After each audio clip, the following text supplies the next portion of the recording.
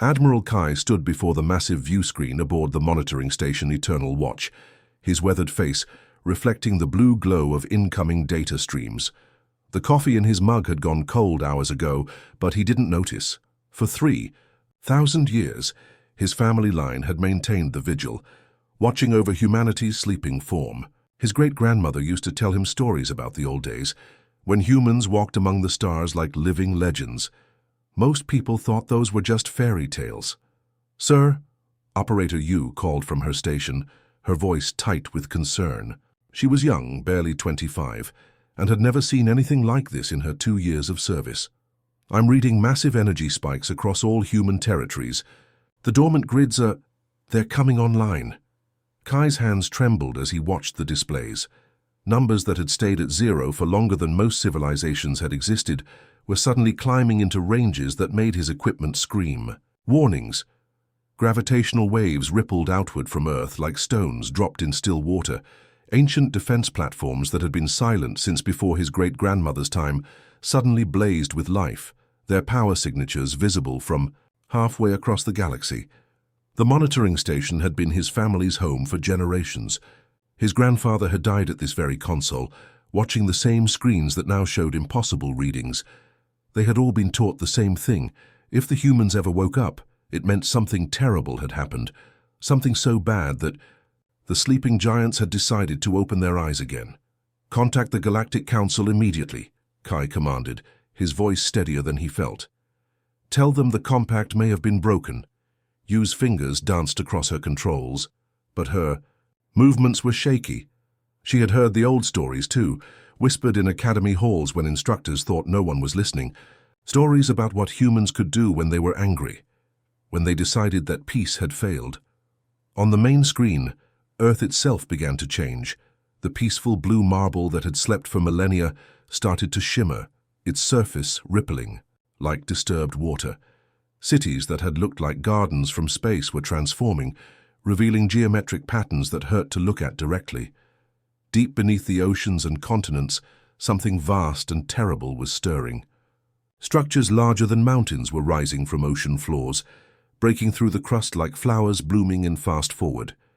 Yu's hands flew across her controls, sweat beading on her forehead despite the station's cool air.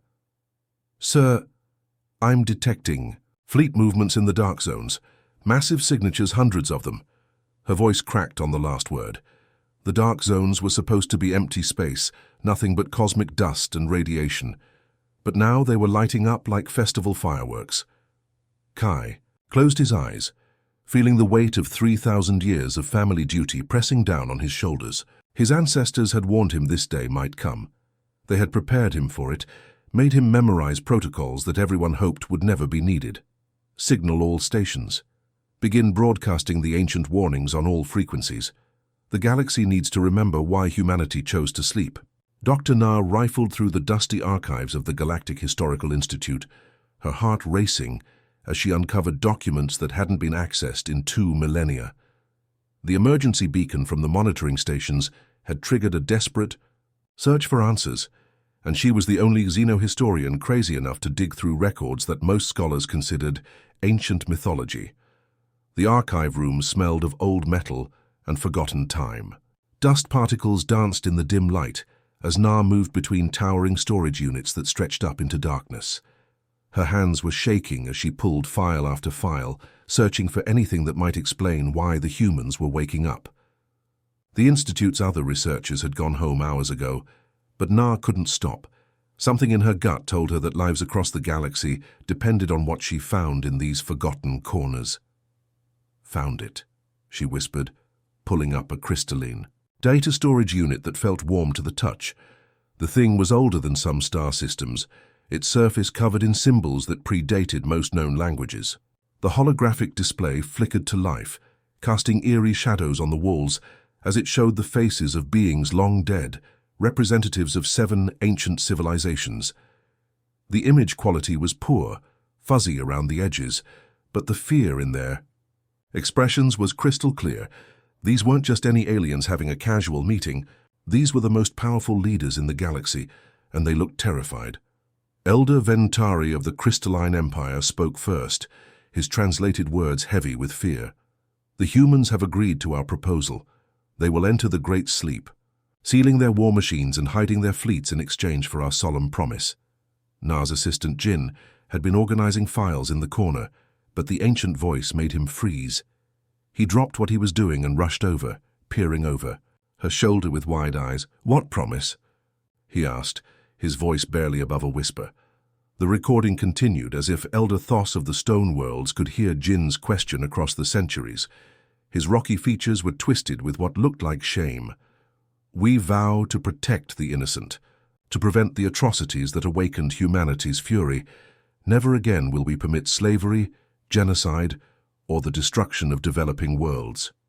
The hologram showed other leaders nodding frantically, their relief obvious even through the poor image quality.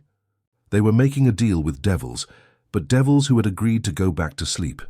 Na felt her blood turn cold as the pieces clicked together in her mind. "Jin, pull up recent reports from the Outer Rim, the hegemony's expansion activities." Jin's fingers flew across his portable terminal, his face growing paler with each report that appeared. "Professor, they've been strip mining protected worlds and the slave markets in Kitharan space." His voice trailed off as he read further. "Dear stars, they've been doing this for decades. How did no one connect this to the ancient treaties?" Na was already moving toward the communication panel, her academic calm completely shattered. "Get me a direct line to the council chambers," she commanded. "They need to see this now before it's too late." Commander So of the Kitharan hegemony stood triumphantly on the bridge of his flagship Dominator, watching his forces reduce the human research station to glowing debris. The primitive structure had offered no resistance to his advanced weaponry, crumbling like paper before his ship's plasma cannons. Around him, his crew cheered and celebrated what they thought was an easy victory. Primitive mammals, So sneered. To his second-in-command, a scarred veteran named Pike, who had served the hegemony for 20 years. "The ancient texts speak of humans as if they were gods of war. Look how easily their mighty station falls." Pike nodded, but something in his eyes suggested he wasn't entirely convinced. He had read those same ancient texts, heard the whispered stories passed down through generations of soldiers. Still, the evidence was right in front of them. The human station was burning, its hull split open like a broken egg. What So didn't know was that research station harmony had been maintained by a skeleton crew of only 12 people, led by Dr. Wu, one of humanity's volunteer caretakers. These weren't soldiers or warriors. They were scientists and engineers who had dedicated their lives to maintaining the ancient monitoring systems that kept their sleeping species connected to the galaxy. As the station's hull buckled under the hegemony's assault, Wu dragged himself across the sparking control room floor, leaving a trail of blood behind him. Emergency lights flickered overhead, casting everything in hellish red shadows. He could hear the station's structure groaning as it came apart around him, but he had one final duty to perform. "This is Station Harmony," he gasped into the emergency transmitter, blood speckling the console as he spoke. His vision was blurring, but his voice remained steady. "The compact is broken. The children are in danger. Authorization code, Sleeping Dragon. Wake them up. Wake them all up." The message shot through quantum space faster than light itself, reaching Earth in mere seconds. In the deepest vaults beneath the planet's crust, buried under miles of rock and metal, ancient AIs that had slept for 3,000 years suddenly opened digital eyes that burned with cold purpose. Systems that had been dormant since before most current civilizations existed began to hum with terrible life. Aboard the Dominator, So's celebration was cut short as his sensor operator, a young technician named Vera, screamed from her station, "Sir!" Massive energy surge detected in the Sol system. "Something's happening to Earth." General Rin's consciousness flooded back like a dam bursting. The enhanced human warrior opened her eyes for the first time in 3 millennia, her augmented body instantly adapting to the awakening protocols. The sensation was overwhelming, like being born again, but with the memories and skills of someone who had lived through wars that shaped the galaxy. Around her, thousands of her fellow soldiers emerged from their genetic suspension chambers, each one a masterpiece of human enhancement. Their bodies had been kept in perfect condition, But more than that, they had been improved during the long sleep. Muscles that could tear through starship hulls, minds that could process tactical data faster than most computers, and nervous systems that linked them together in a web of shared consciousness. "Report!" she commanded, her voice cutting through the medical bay's chaos. Even after 3,000 years, her authority was absolute. These soldiers had chosen to sleep not because they were tired, but because the galaxy had begged them to. "General!" Her aide, Captain Min, snapped to attention despite being groggy from his own awakening. His enhancement scars were still glowing blue as his systems came online. "The Sleeping Dragon protocol has been activated. Station Harmony was destroyed. The compact has been broken." The words hit Rin like a physical blow. Dr. Wu had been a friend, one of the volunteers who had stayed awake to watch over them. The thought of his sacrifice filled her with a cold fury that her enhanced body amplified into something terrifying. Rin's enhanced senses immediately accessed the military networks, her consciousness expanding beyond her physical form. Data flowed into her mind like a river of fire. The hegemony's crimes, the enslaved worlds, the destroyed civilizations. Images of children torn from their families, entire species wiped out for profit, worlds stripped bare and left to die. Her jaw tightened as rage built within her enhanced nervous system, each injustice adding fuel to a fire that had been banked for millennia. "Activate all battle groups," she ordered, her voice carrying across quantum communication networks to sleeping soldiers throughout human space. "Wake the dreadnoughts, bring the world ships online." Across human space, monuments that tourists had admired for centuries revealed their true nature, the pillars of remembrance on Luna, which millions had visited to pay respects to the sleeping humans, split open like metal flowers. Inside were massive shipyards that had been building vessels for 3,000 years, each one more advanced than the last. The meditation gardens on Mars, peaceful parks where aliens came to think about the cost of war, retracted their peaceful facades. Beneath the artificial grass and gentle streams were weapon foundries that could reshape matter at the atomic level, turning raw elements into tools of justice. In the depths of space, seemingly empty regions suddenly blazed with light, as hidden fleets phased back into normal spacetime. Ships the size of small moons emerged from pocket dimensions, their hulls inscribed with the names of every innocent life humanity had failed to protect before the sleep. "Sir," Min reported, his voice filled with awe as he watched the displays. "All fleets report ready. The Armada of Sorrows stands prepared." Rin smiled, and it was not a pleasant expression. "Signal all ships. It's time to remind the galaxy why they begged us to sleep."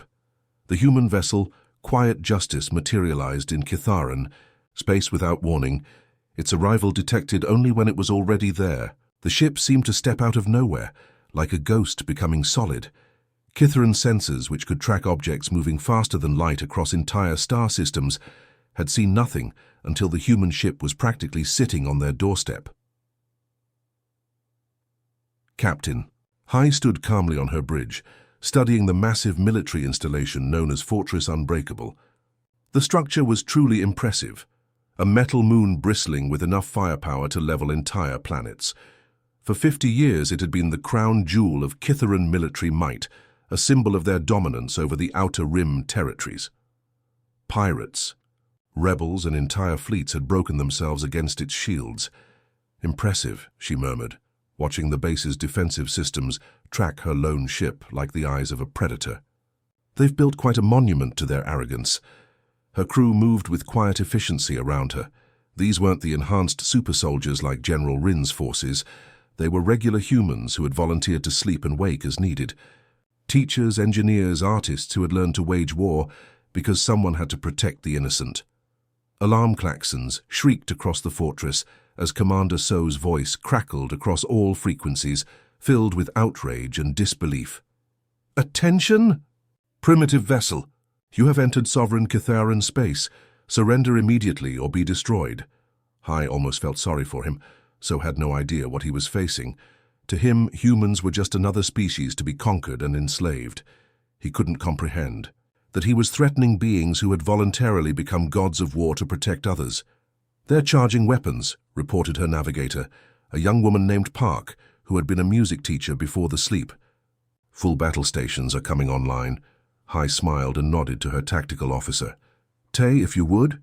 Officer Tay's fingers danced over controls that bent reality itself. Where other species needed massive weapons and devastating firepower, humans had learned to make the universe itself their tool. The quiet justice didn't fire weapons. Instead, it reached out with gravitational fields that treated matter like sculptor's clay. The effect was mesmerizing and terrifying. The fortress's armor plating began to peel away in perfect spirals, layer after layer unfolding like metallic flower petals. Its weapons separated into component atoms, floating away in neat geometric patterns. The entire structure unwound like a flower blooming in reverse, coming apart with mathematical precision.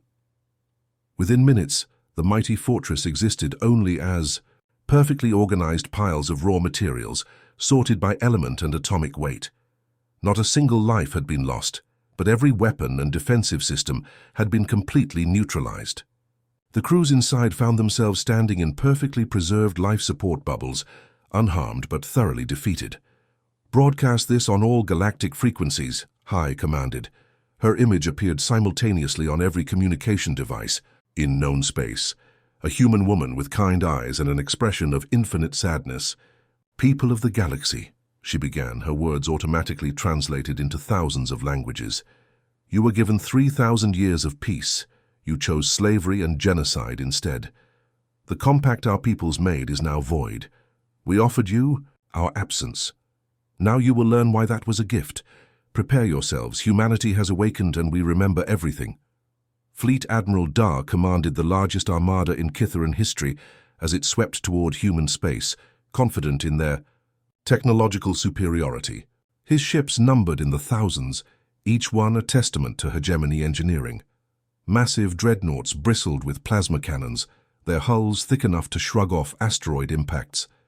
Escort carriers launched endless swarms of fighter craft, while siege ships carried weapons designed to crack planets.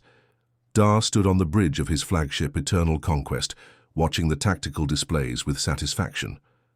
This was the fleet that had conquered 17 star systems in the past decade.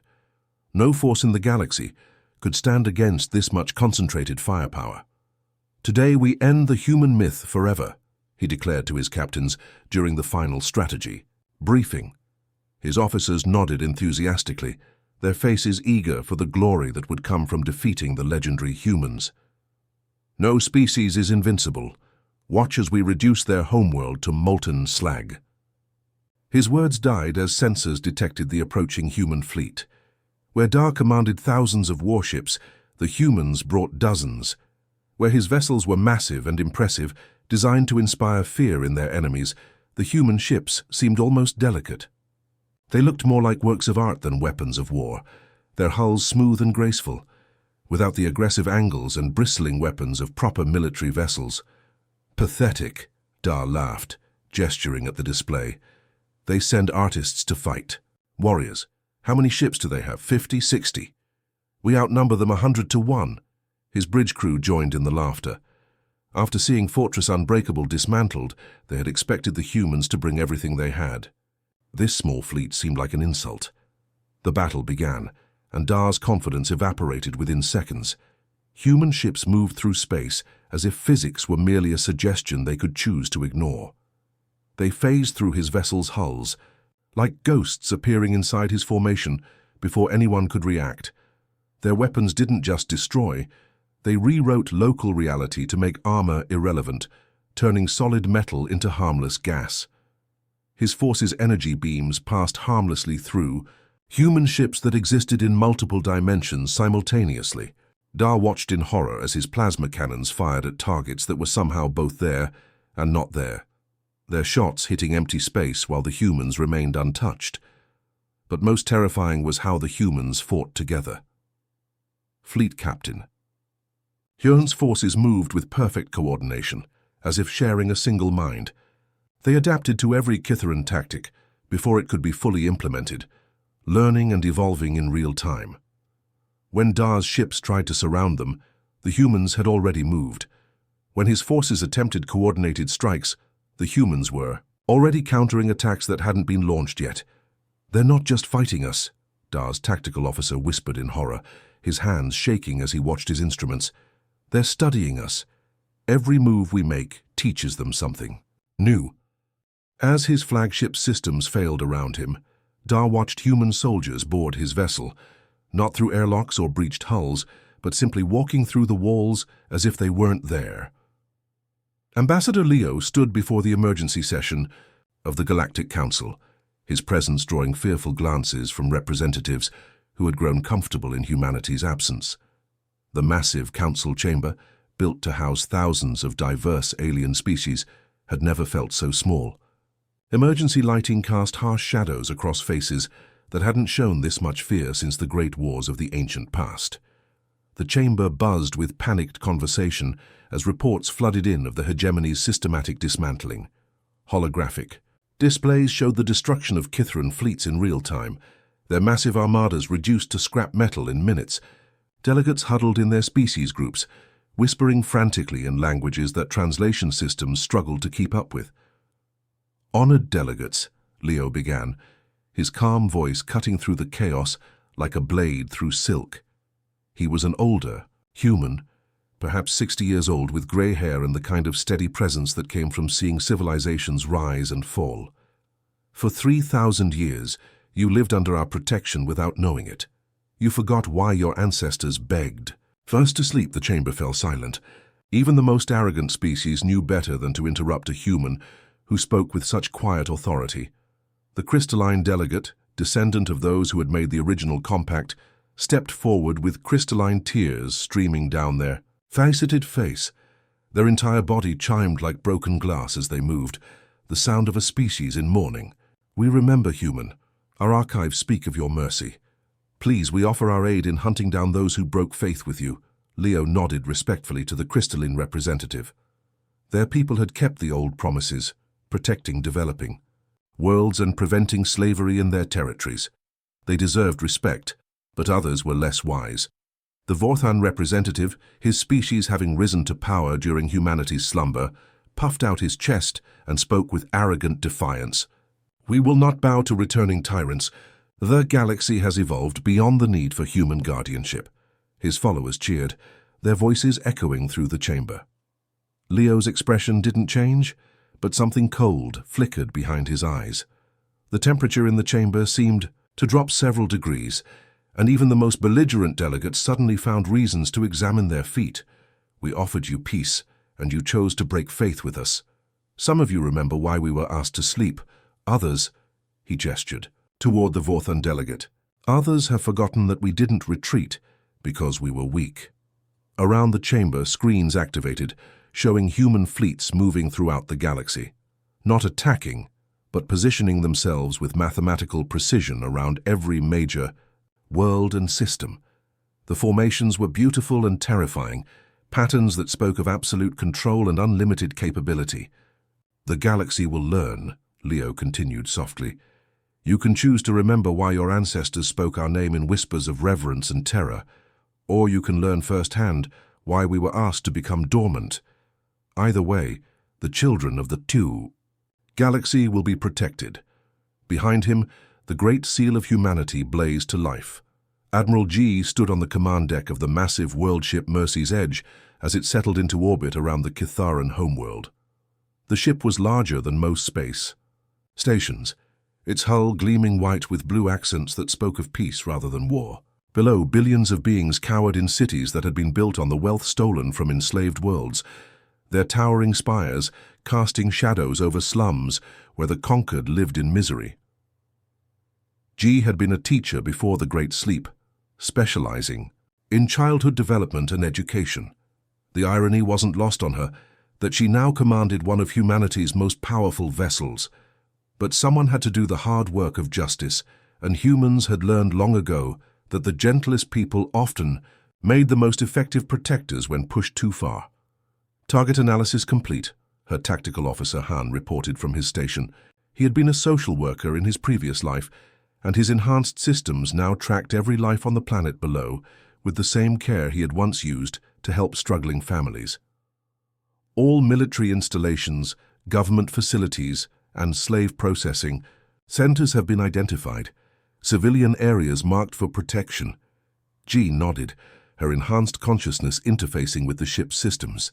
She could feel the vast network of humanity's technology responding to her thoughts, ready to reshape reality with surgical precision. Around the planet, humanity's most advanced vessels took position, not to destroy but to dismantle with the kind of care a surgeon might use to remove a tumor. "Begin the reckoning protocol," she commanded, her voice steady despite the weight of what she was about to unleash. What followed was not a battle, but a demonstration of absolute control. Human. Technology reached down from orbit like invisible hands, carefully separating infrastructure from inhabitants. Military bases simply ceased to exist, their matter reorganized at the molecular level into medical supplies and housing for the enslaved populations being liberated. The process was mesmerizing to watch. Weapons factories became hospitals in seconds, their deadly assembly lines transforming into medical equipment that could heal injuries no Kitharan doctor had ever seen cured. Prisons designed to hold slaves became schools, their torture chambers becoming classrooms filled with hope. Government buildings found their contents, records of crimes, stolen wealth, hidden caches of resources, transported to human ships for redistribution to their victims. Every corrupt official's secret account was drained, every stolen artifact returned to its rightful owners.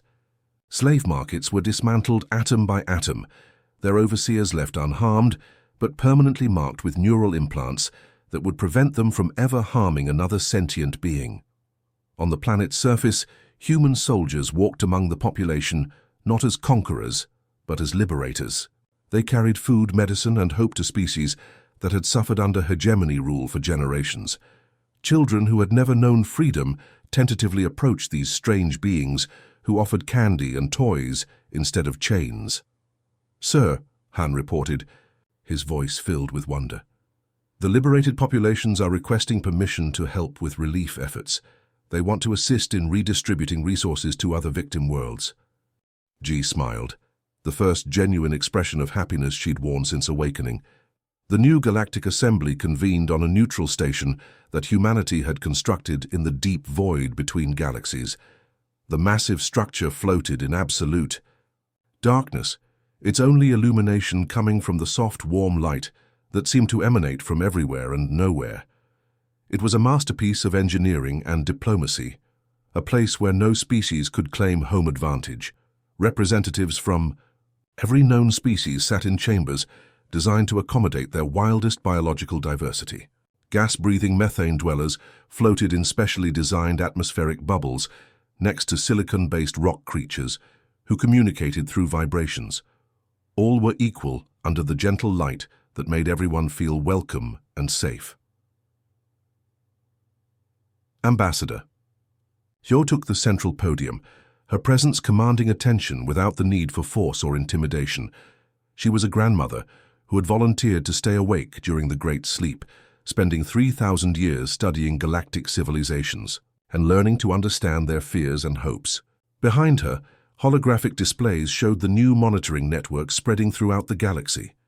Not weapons platforms, but guardian stations that watched and protected like lighthouses in the cosmic dark. 3,000 years ago, Yu began, her voice carrying clearly through translation systems that rendered her words in thousands of languages simultaneously. Our people made a choice. We could have ruled through strength, but we chose to sleep instead, trusting you to build something better in our absence. That trust was broken. Murmurs rippled through the assembly like waves. Some delegates hung their heads in shame, remembering their species' failures. Others shifted nervously, wondering if humanity would seek revenge for the broken promises. Yu's gentle gesture brought immediate silence. "However," she continued, her voice filled with the kind of warmth that only comes from someone who has dedicated their life to helping others, "we believe in second chances, redemption, growth. The galaxy has shown us both its capacity for cruelty and its potential for compassion. Today we offer a new compact." The terms appeared on screens throughout the chamber, written in every known language, even dead ones that only scholars remembered. The words glowed softly, easy to read and understand. The Galactic Protection Compact. No species shall be enslaved or genocided. Developing worlds shall be protected until they can protect themselves. Resources shall be shared to eliminate scarcity-based conflicts.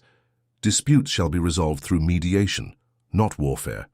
Those who choose predation over progress forfeit protection. We will not rule you, Yu explained, her hands open in a gesture of peace that translated across all cultures. We will guard you, share our knowledge with those who prove worthy. Stand ready to intervene when the innocent cry out for help. And yes, we will judge those who choose to become predators. The crystalline ambassador rose first, their body chiming like wind through temple bells. We accept these terms and pledge our crystals to grow new worlds for the displaced. One by one, species after species rose to accept the compact.